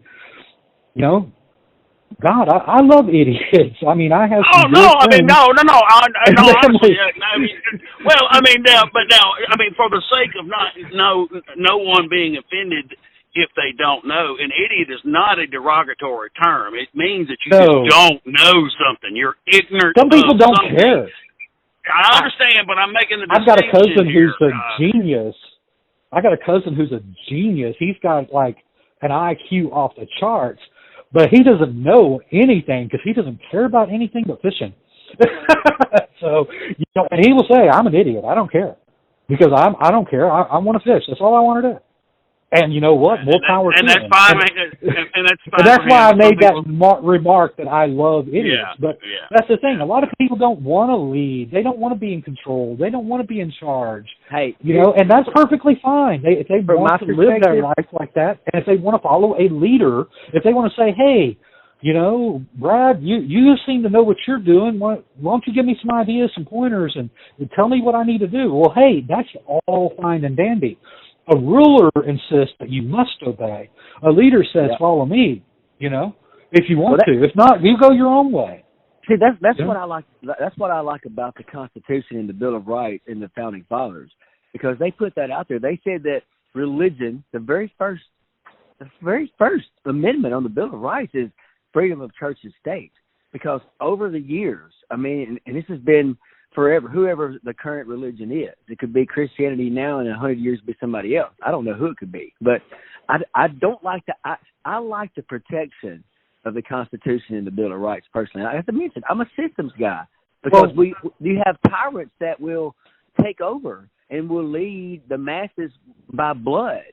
They love conquering. They'll do everything they can to get their own personal interest, and that Constitution says no. These are the fucking rules. Right. Go ahead, Don. And just to kind of tie back to a couple other comments that we've made, like you were also talking about the difference between, you're talking about, there are rights you as an individual have because, you are your own person. Those are the rights that are given to you by whatever you decide gives you those rights. And the thing with, like we're talking about joining a small place, and if you don't like it, you don't have to join. Well, of course, the obvious answer is like, the United States is just a big community, and you have the choice to not join it. You can leave. But I understand, we were based on freedoms that should allow you to do, like living off the grid and be able to self-sustain, and people just leave you alone to make your living as best you can. Working on the tables, no problem, because you're going back to the bartering systems. You and whoever you're talking to make these decisions amongst yourself, and it's nobody else's business. Those are the things that should be, fundamentally us being able to do. As I think what the Founding Fathers had in mind with, yes, absolutely, there are certain rights that should be just obvious if you believe in what the Founding Fathers, of course, the religion, you had a dominant religion at that time. I'm Catholic or something of that nature. I apologize. I don't know for sure. But, their beliefs, of course, shaped the start of the laws and the government that we have. And, and as humanity, as people who are fallible, like you said, they even though on that paper they said we want to keep the government and the church separate, they had to, because of fallibility, let some of their beliefs influence what they thought was right and wrong. Sure. Now, going back to some of the things, like what you made the comment of, the decisions of moral and this and that, each one of those are personal decisions. Because if you're saying that each person has certain rights, you made the thing about me, you, and Brad, and I'm just going to say two other people walking down the road. A woman is attacked. We go to assist. Those other two don't. All right, well, and most of the time we're going to look at them like, man, why didn't you help? Right. Maybe they had a moral obligation to not for something, their own personal reasons, and I don't have the right to really judge them for it. Or maybe they were just afraid or feeling like they were being the way, and I or they were too weak. Yeah. Actually, any number of a billion things, but, where they have me to think if he just said, well, I just don't care, well, I can make the assumption due to my personal morals that I think that's wrong, but I don't have the right to get in his face and yell it at him, because, again, now I'm imposing my morals on his morals. Because his may be different. But you're going to change how you interact with him if you felt he was operating in some immoral way. Right. I just will not interact with him. Right. Absolutely. I would stay away from it. And I think a lot of people, because of the COVID, especially in the last few years, there's lots of pent-up me. I mean, we're a very selfish country. Narcissistic, yes. Yeah, and this and that. And so there's a lot of this where we're finally figured out some of this COVID stuff, and they let the reins loose, and everybody thinks they have the right to party or let loose or vent or whatever, regardless of thinking that, well, I have the right to do that, but not in such a way that it affects your rights, like people going nuts on the plane and they have to ground the plane and stuff, Those are where you have to deal with some of this crap because, not everybody can control themselves. So, sadly, it's not ideal. Well, like I said, though, I mean, the thing is like, for example, we could look at this, and this is just an example of, like, how things could work in a voluntarist community or even a society, for example.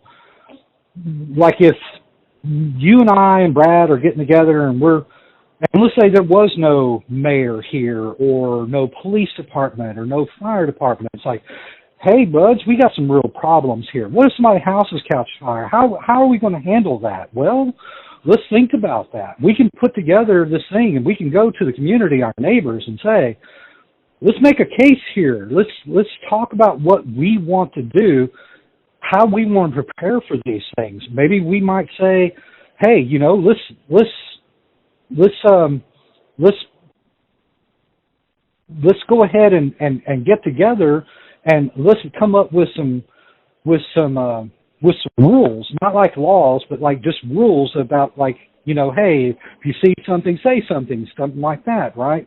And if somebody's doing something they shouldn't be doing, the thing is people will stop associating with them. They will stop interacting with them because they're working against everybody else that has agreed to this thing. You can still make contracts with people. You can still say, hey, I'm going to do this if you do that. I can still say, hey, Brad, you're really good with a gun. You know a bunch of guys with guns. Why don't you guys be responsible for patrolling our neighborhood and, keeping out the thieves and the thugs who want to try to walk in here and beat us up, and we'll pay you to do it. Sure. Answer this question for me. Does voluntarism that you know of the philosophy, like I said, this is just a question. And you're walking all the way around it now. And this has been my question for the whole time because I've been walking around it. But does voluntarism ultimately create a constitution and a Bill of Rights like we have in the United States? Does it guarantee that person that I gave responsibility to go shoot things and protect me, what if they take over? I mean, what gives me any kind of a way to? Is it a contract or what do you see it with? Well, here's the thing. Here's the thing. The things that you believe, everything you have believed that you believe now has been taught to you in some way. Either A, you learned it from your parents, you learned it from your church, you learned it from your school, and you've learned it from the TV, you've learned it from your favorite musicians. They have ideas. They have propagated those ideas in a way to say, you need us. You can't do this on your own. And we actually had a president say that. You can't do this on your own. You know, it takes a village to raise a kid. And you've had people say these phrases like this, and they're like, it suppresses this mindset that you have of your own personal responsibility. And what is beautiful about the one thing that I really, really am grateful for the Founding Fathers to have done is enshrine that Second Amendment right, that right to bear arms. Not so you can, have a right to hunt, not so you can have a right to, go shooting on the range on the weekends for fun with your buddies and drink beer. No, it's so you can defend yourself and you can defend your family from any kind of tyranny that comes. And when you look at our nation, there are over 150 million gun owners in this country. 150 million. The United States military, 3 million, maybe 6 at the most, right? 150 million people. That's more troops than China has. That's more troops than any other country has. If some other country was to try to invade our nation and take our homes, under voluntarism, we have the right to defend ourselves from acts of aggression. Our rights are at their most lived because they're actively being proactively used instead of just enshrined in a document that's slowly being whittled away. Well, you can have a gun except for in this situation or that situation or this other situation. Or maybe you should just be limited to one gun. You see what I'm saying? When you have something in a system, as you discussed, it can be watered down. When no one is in charge who can come in and say, you have too many guns, I'm going to take them, let them try, right? That's kind of the whole mindset behind voluntarism. It's about enshrining your right of true independence and true liberty. Now, the thing is does that mean that there will be suffering? Yes, there's always human suffering. We have people who are starving in the streets of America today. We have kids going without clothes. We have kids going without food. And we have a system that we send billions and billions of dollars to that are sitting there just feeding fat cats up on Wall Street who isn't doing a single thing to take care of these precious babies, right? But as individuals, we can come together and we can literally solve any problem by finding people who say, I care about that issue. I care about those kids that are suffering. I care about libraries. I care about roads. I care about these good things. The thing is ultimately what happens. And yes, I know we have a system of checks and balances that's been slowly eroded, but this whole concept of what I'm talking about is about taking control of your life for you. Basically, that doesn't mean I'm going to, just because I'm a voluntarist, I'm going to jump in my car and drive 90 miles an hour down North Crossett and possibly cause a wreck. That would be pretty stupid. That would be very counterproductive to my own liberty because it would probably get me killed, right? But at the same time, I have the freedom to be able to decide things without someone saying, well, if you don't do what I say, we're going to put you in jail. Oh, you possess the wrong weed, the wrong plant, or you have too many guns. Well, red flag law, we're coming and we're taking your property, even though you've done nothing wrong, even though you've harmed no one. And see, my philosophy ultimately, and this is a philosophy that has been growing. As a matter of fact, right now there is a series on HBO that's called The Anarchist. It's actually about voluntarists. That's what they had to have a flashy title. So, I mean, anarchism in a way is voluntarism, but voluntarism is more about the solution than just saying, hey, I don't want somebody telling me what to do. It's more about like, well, let me tell you what I'm going to do. I'm going to organize people in my community. We're going to start helping these old people get their yards mowed. You don't have to go along with it. You don't have to believe in it. You don't have to agree with it. But hey, if you want to come out here and help us mow some yards, great. Let's do it together.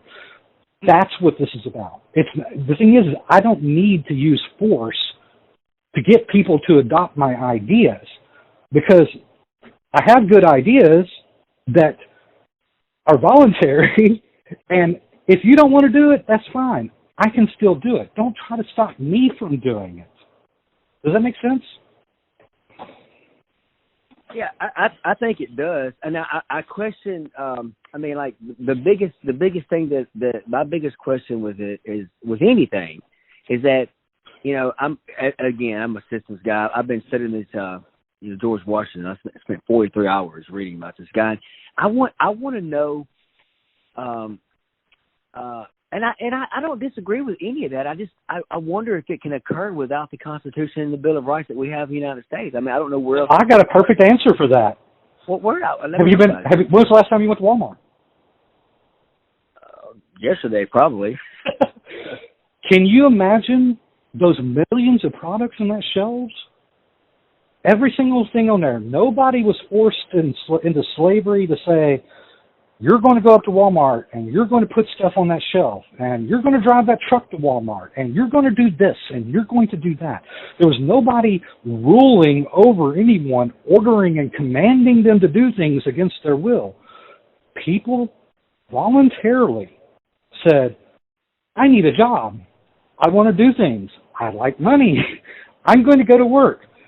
And some people say, I don't want to work for Walmart, or I don't want to work for a trunking company. I'm going to work somewhere else. But every time you walk into Walmart, there's millions of products on there. And yeah, I mean, you can say that the government's intervened to some degree in regards to the quality of the products. Well, we know for a fact that doesn't always work. We've had recalls of bad products going on the shelves, and that's mostly because governments are lenient onto certain companies that control large portions of our supply chain, and they basically don't enforce the rules on the book equally among everyone that they're doing it. But you know what? You know who does have control when it comes to bad products on the shelves? Customers. If a customer finds out a company's doing something unethical, if it's doing something wrong, something they don't agree with, if they're doing something that is hurting people, poisoning their customers, people stop spending money on those products. Those companies go under. The only thing that props up some of these companies, allow them to continue, is because governments are regulating things to where competition can't come in and put them out of business. So when you look at a supermarket, you're seeing millions of people across multiple sectors working voluntarily towards their own goals to achieve their own quality of life, trying to strive to do better for themselves in complete harmony and voluntarily with each other. Without, the Constitution's not preventing them from doing that. The Constitution is not allowing them to do that. Like I said, even in communist China and communist North Korea, black markets emerge. And yes, it could be a very deadly profession, but people are going to feel a need wherever it occurs. And people are going to choose to buy from those markets if they need that.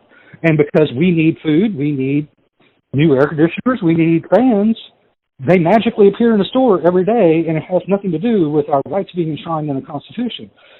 Other than the fact that initially, when the Constitution was formed, the Founding Fathers said, you guys stay out of people's lives. You let them build businesses. You let them grow factories and hire workers and allow people to have a better quality of life.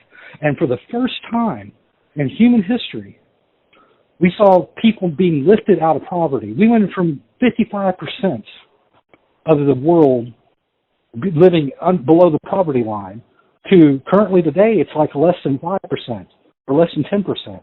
It's a huge differential there. I mean, just it lifted that economy, that voluntary interactions with each other, lifted millions of people out of basically debt slavery. You know, because back in the 1700s, before that, you actually had indentured servants. You had people who were, even after the Constitution, you had companies that were, had company stores set up, and then they were lobbying Congress and lobbying the local politicians to block competition from coming in, and you can only buy stuff from the company store. Well, eventually things evolved, and people stopped working at companies that were exploiting their workers in that way. And basically, that's how this began to grow. And we began to have a society where people voluntarily interact with each other and do business. But now you have a government who is literally outright trying to forcibly regulate and control huge sectors of our economy. The energy sector, the healthcare sector, the material goods sector through environmentalist regulations.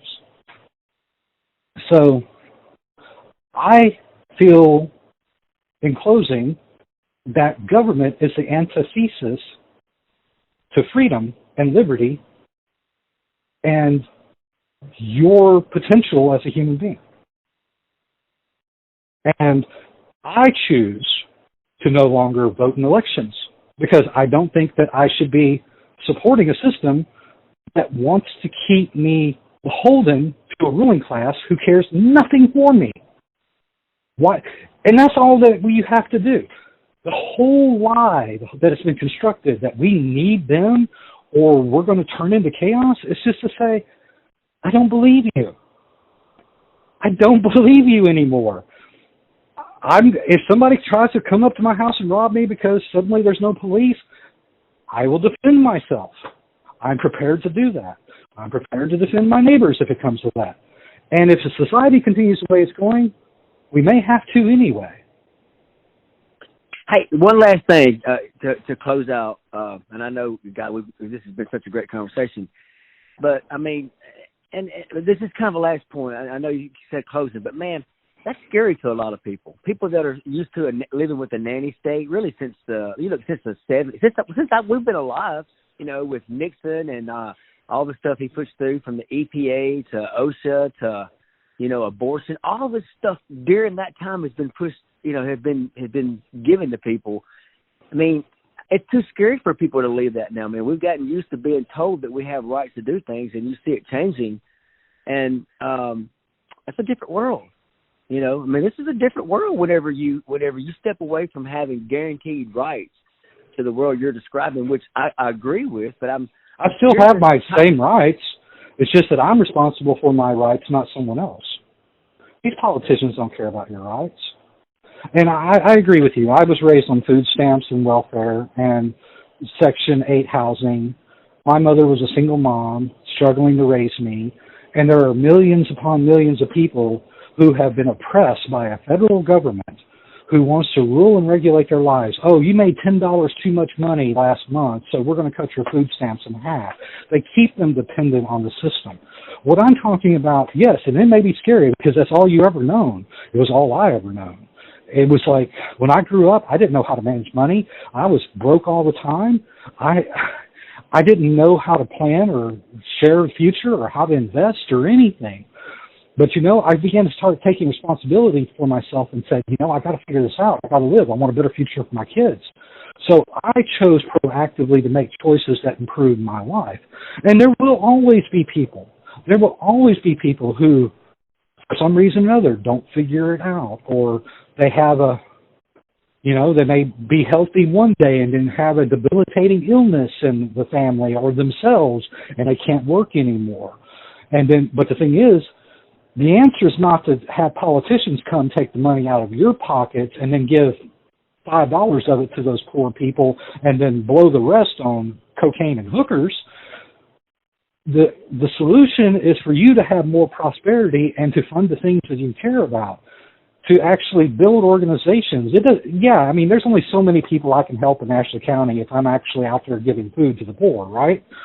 But if I was to actually build a scalable network of people who are dedicated towards that certain cause, and I come up with good ideas on how to scale that out nationally, we could definitely eliminate food hunger just with the tax money that is no longer being robbed from us every year. If we can eliminate hunger in our lifetimes. Now the thing is I don't want to say that we have to use force to stop the government in that way from doing that. I'm going to say try to start working smarter in a way that gets people on board that share your vision, to start believing in yourself because you can do this. And those people who are scared, you say, hey, I got your back. Don't worry about it. You're not going to go hungry. I got you. And we just keep doing that because ultimately, and there's a meme that's going around on Facebook. It says, people will not educate you on how to overthrow them. They want us obedient. They want us going with the lie. They want us to be dependent upon their rule. They instill that in our minds. You need us. When I say, no, I don't. I don't need you anymore. And that's a very powerful idea. It is. That's very powerful. I mean, in whatever context, it's kind of like, I don't need you. Yeah, that's very powerful. Okay. I want you to be my friend. I want to work with you, but yeah, I don't need you. I will find a way without you or anybody, especially people who say that I can't do it. I'm going to prove them wrong. For sure. I like you said, this is a volunteerism, just to finish it off. It's a way you approach a situation with your brain. It's how you look at it. If you're looking at philosophy.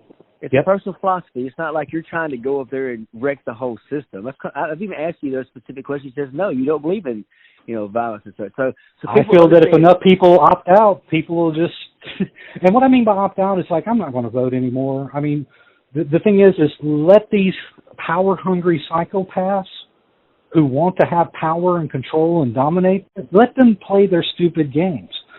All I have to do is just live my life and do the minimum to stay out of jail. I mean, I'm going to pay taxes because I don't want to go to jail.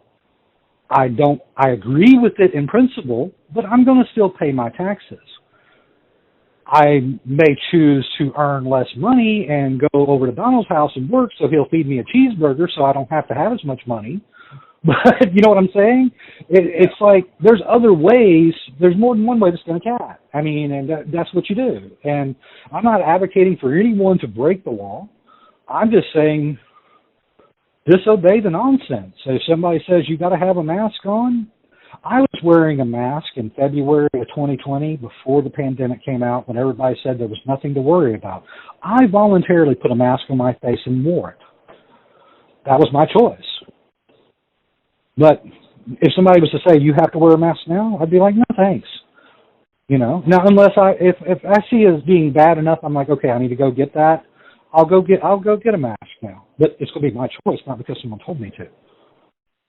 And if somebody says, well, you're endangering the public, I'll be like, well, okay, I won't go to public then. So, I will do the bare minimum to not go to jail. If they start throwing people in jail for not wearing a mask, okay. I don't want to be in jail because I can't take care of my family, right? So I'm still going to protest it by saying I disagree with it, and that's what I'm going to do. Well, and that's a good thing. I mean, because you have every right to, protest it, voice your opinions. If people are interested, like I say, they can listen or they can turn it off. I mean, no one's being made to making decisions, but see, there's one of those things that is, goes back to the humanity and the way we choose to let things happen is you have people that just can't think for themselves. The people like you that, hey, you may have started low in what you consider very humble beginnings and struggled and, worked your way up because you chose that you wanted to pull yourself up. But see, not everybody can make those choices. They need a lot of people are told that they can't. But it's up to them to decide to believe that or not believe that. You can't make people understand that they have to make the choice to who they listen to make these decisions that they are choosing for themselves.